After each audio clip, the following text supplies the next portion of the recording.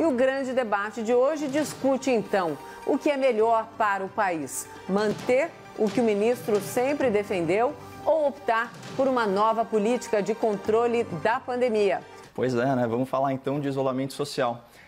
Bom, naturalmente esse é um assunto muito sério, mas eu queria pedir licença ao espectador, ao meu debatedor, para usar um pouquinho de ironia nessa minha argumentação inicial.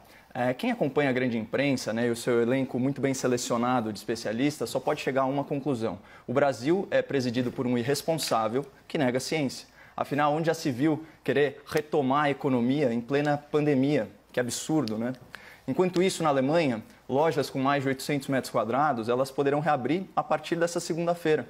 Essas lojas, obviamente, têm que estar equipadas com material de higiene pessoal e estruturadas para evitar filas. Gradualmente, a partir de 4 de maio, as crianças alemãs também voltarão para a escola. Será que isso se deve ao sucesso no controle da pandemia? Uma pergunta legítima? Não. Na verdade, nessa quarta-feira, a Alemanha registrou o maior número de mortes em um dia, 285 óbitos. Mas não importa, o nosso presidente não passa de um ignorante solitário entre os sensatos líderes mundiais. Até porque, convenhamos, né, a Alemanha é uma exceção. Ok, vamos falar então dos dois países proporcionalmente mais afetados pela pandemia: Itália, Espanha. Somados, esses países já contabilizam mais de 40 mil vítimas fatais do novo coronavírus, uma tragédia. Por isso, as autoridades italianas elas são muito rigorosas e só autorizam a abertura de lojas que respeitem as seguintes precauções: disponibilizar álcool em gel para os clientes, usar máscara em local fechado e utilizar luvas descartáveis para manipular alimentos e esse tipo de coisa. Livrarias, lavanderias, conveniências e até loja de roupa, né, estão reabrindo desde terça-feira. E o mesmo vale para uma série de prestadoras de serviço, pequenas indústrias e comércio. Mas quando o nosso presidente fala em reabrir as fábricas e as lojas, ele mostra que ele é um genocida.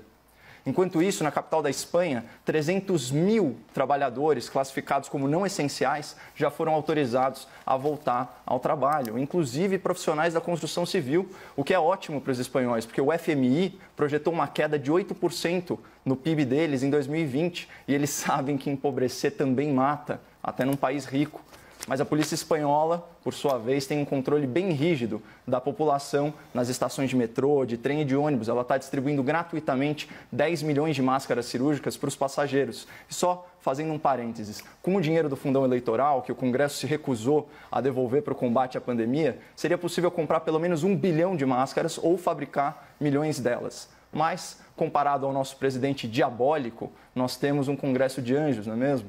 Bom, Noruega, Dinamarca, República Tcheca, Alemanha, Espanha, Itália, essas são todas nações desenvolvidas, com lideranças políticas respeitadas. Eles já optaram pela retomada gradual, cautelosa da economia. Para eles, essa é a forma mais científica de lidar com a pandemia. Mas o nosso presidente, que defende a mesmíssima coisa, é um louco, exterminador de pobres e velhinhos, que claramente deseja o mal do Brasil, porque ele tem muito a ganhar com isso, né? Então, só fechando meu raciocínio, precisa de muita ironia para suportar a desonestidade intelectual e a hipocrisia daqueles que se dizem defensores da ciência, mas que fecham os olhos para evidências científicas de que a recessão pode ser muito mais mortal que a pandemia. E isso tem que ser debatido com o seu devido protagonismo.